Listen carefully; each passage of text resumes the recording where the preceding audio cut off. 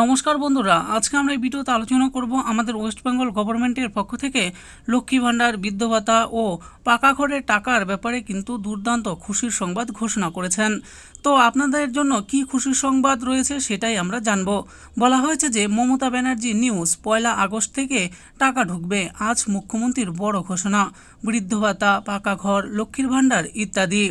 দেখুন, এই ব্যাপারে বলা হয়েছে যে পশ্চিমবঙ্গের রাজ্যবাসীদের জন্য দারুণ চমক দিলেন এই রাজ্যের মুখ্যমন্ত্রী মমতা বন্দ্যোপাধ্যায়।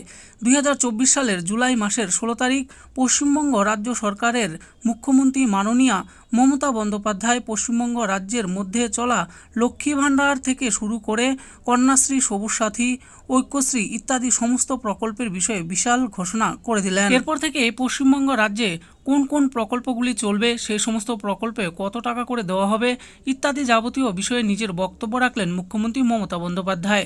সেই ঘটনার কিছু অংশ বিস্তারিতভাবে আপনাদের সামনে তুলে ধরার চেষ্টা করা হলো এই ভিডিওর মাধ্যমে।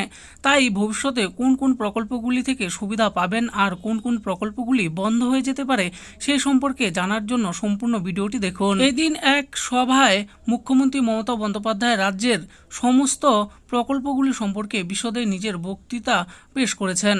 তার দাবি অনুসারে বর্তমানে কেন্দ্রীয় বিজেপি সরকারের পক্ষ থেকে বাংলার সরকারের কাছে বিভিন্ন প্রকল্প বাবদ সঠিক পরিমাণের টাকা পাঠানো হচ্ছে না।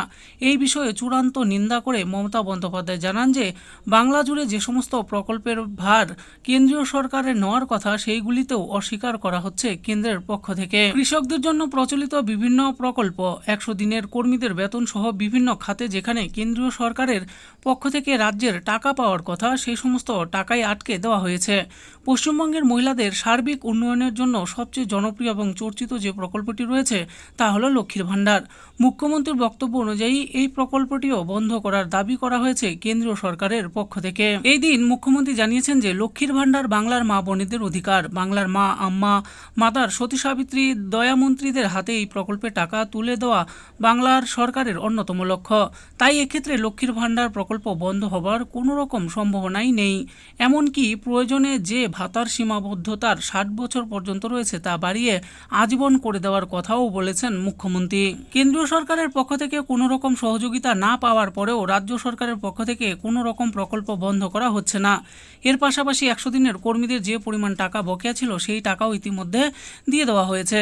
বাড়িয়ে দেওয়া হয়েছে অঙ্গনওয়াড়ি কর্মী, আশা কর্মীদের মাসিক বেতন। এছাড়াও কৃষকদের জন্যও রাজ্য জুড়ে বিভিন্ন প্রকল্প চালু রয়েছে। এক্ষেত্রে মাত্র 1 একর জমি থাকলেই রাজ্যের কৃষকদের সাহায্য প্রদান করা হয় এবং এর বেশি জমি থাকলে কৃষকেরা 10,000 টাকা পর্যন্ত পেয়ে থাকেন রাজ্যের পক্ষ থেকে। কেন্দ্র সরকারের কোনো রকম সহযোগিতা ছাড়াই এই সমস্ত প্রকল্প চালিয়ে যাচ্ছেন পশ্চিমবঙ্গ রাজ্য সরকার।